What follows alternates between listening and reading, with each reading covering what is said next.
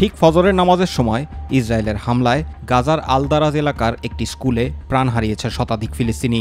Israeli সামরিক বাহিনী দাবি করেছে যে স্কুলটি হামাস সদর দফতর হিসেবে ব্যবহার করছিল হামাস এবং সেখানে সন্ত্রাসী ছিল। স্থানীয় সময় শনিবার ভোরে চালানো হয় এই বোমা হামলা।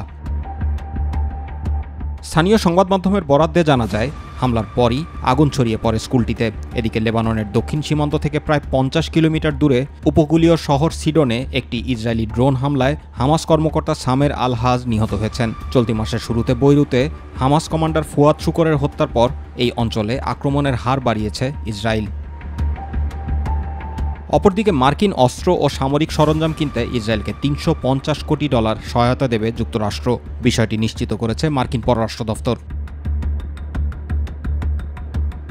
বিদেশি সংবাদ মাধ্যমের বরাত দিয়ে জানা যায়, সম্প্রতি ইরানের সঙ্গে ইসরায়েলের উত্তেজনা বাড়তে থাকায় মূলত এ সহায়তা করা হচ্ছে।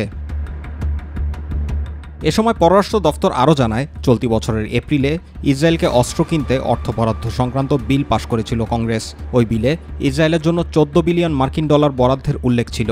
মূলত বিদেশি সামরিক অর্থায়ন কর্মসূচির মাধ্যমে এই অর্থ থেকে ইসরায়েল যুক্তরাষ্ট্রের কাছ থেকে অস্ত্র কিনতে পারবে।